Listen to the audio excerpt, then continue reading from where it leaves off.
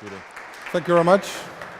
Yeah, as said, thank you for the introduction. My name is Kroeze. I'm a senior sales engineer at Okta. I've been with Okta for almost 2.5 years now. The last 2.5 years, I helped a lot of enterprise companies in the Netherlands and in the Benelux area on their digital transformation to cloud services. And that is focused on identity and security. So when we look at the traditional IT security model, we see a lot of items over there. But when you look at the cloud, you have a lot of challenges to overcome. For example, if users start to use cloud services like Salesforce or BOOTx, what we see in the market is that people reuse the credentials that they already have within the business. And that is a potential security risk. What we also see is that there's a lot more consummation of cloud services than IT is fully aware of.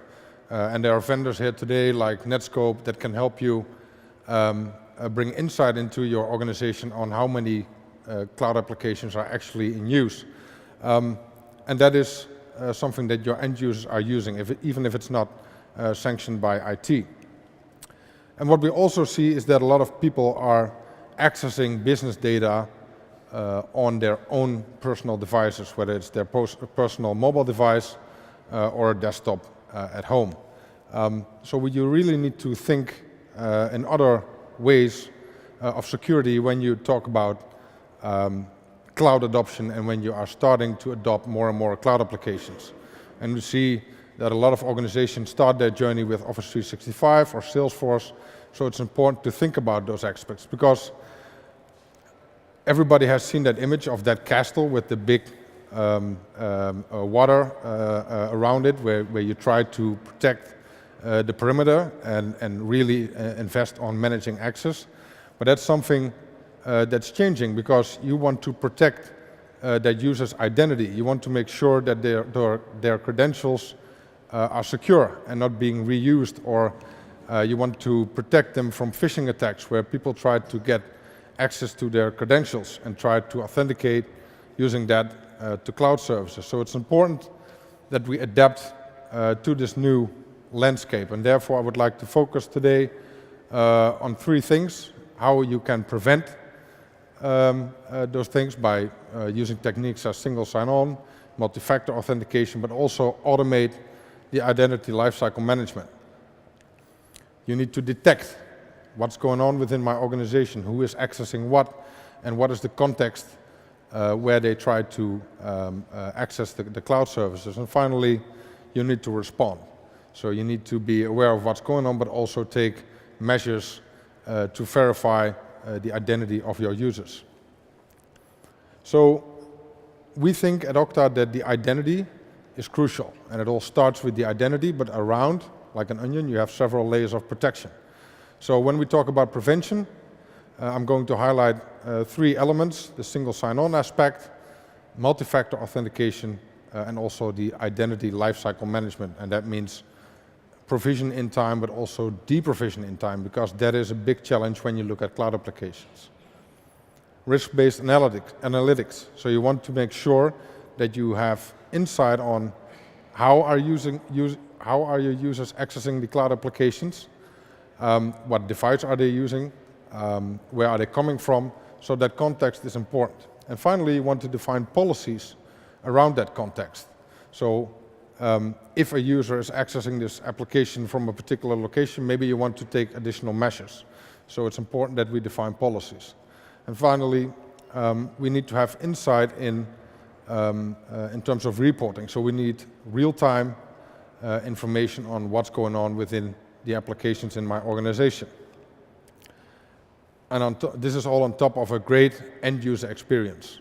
Because if the end-user experience is not great, you will not have adoption. And adoption is very crucial when you look at cloud applications. So the first element is single sign-on. When you, in the old days, when users only were provisioned in an Active Directory and everything was on-premise, typically everything was integrated and users had a single sign-on experience between applications. But when you start using Office 365 or Salesforce, users need to re-authenticate if you don't apply federation techniques. And it's important to apply those techniques using SAML, WS Federation, or OpenID Connect, because that allows your end users to safely authenticate to these services without using a password. Because if you have federation capabilities, there's an identity provider like Okta, and also a service provider like Salesforce. And because of the trust between the two, the user does not need to re-authenticate to the service, and the experience is seamless. But you might also have applications like Twitter or LinkedIn. I had a discussion with a customer of ours yesterday where they wanted to secure the company Twitter account or the company Facebook account, because what happens if someone is leaving and in their organization they were emailing the credentials of those identities around, because multiple people need to have access. So you want to have a solution that can manage centralized access to accounts or applications that don't support federation. So you need to have some kind of password faulting technique to support those use cases. And finally, if you have such a technique available, then you can also apply complex, unique passwords across those different applications.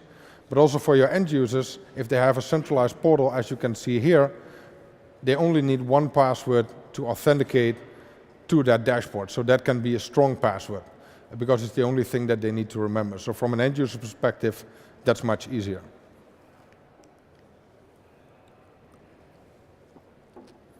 Multi-factor authentication is the second step that's very important when you start using cloud applications within your organization. Because simply a username and a password is no longer secure enough. It was secure enough within the walls of your building, but how do you secure access to Salesforce, Box, Office 365? If you just use a username and a password, if someone has access to those credentials of that user, they can get in. And you want to make absolutely sure that it's really this user that's authenticating, because you have no control on those cloud services. So therefore, multi-factor authentication is a very crucial part in that process. So your identity and access management solution needs to integrate with multi-factor authentication solutions, because that is something that you have besides something that you know, your password. So for example, in the Netherlands, DigiD is well known, and I would recommend everybody to enable the SMS MFA, for example, in that environment, because if someone from Bulgaria has access to your credentials because some kind of government leaked it, you want to make absolutely sure that no one is changing your tax refunds on your behalf, for example, and change your bank account number. So multi-factor is very important to really verify the identity of users. And then you need to have support for multiple kinds of factors, because maybe for your employees, they work in different environments. For an administrative person, you can perfectly have an SMS or telephone or a soft token that's required an internet connection. But for people in a factory, maybe they are not allowed to have phones. So you need to have the possibility to integrate with hardware tokens, such as a YubiKey, for example, as well. And then it would be great if you can also centrally manage those tokens and also the policies around that in your identity solution. You don't want to have different consoles for different kinds of factors. A crucial element in preventing insecure access to cloud applications is also the fact that you need to provision in time. That's, of course, from a productivity point of view, very important. So if someone is joining your company, you want to make sure that he or she is provisioned on day one to all the cloud applications that you use.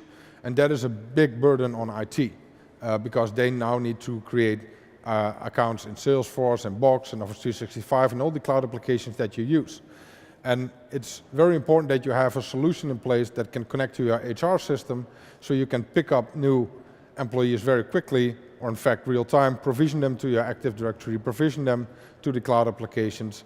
And also if they change roles, you need to make sure that you pick up the changes, because if someone is moving from HR to IT, you don't want that IT person still to have access to your HR application, at least not for the complete population.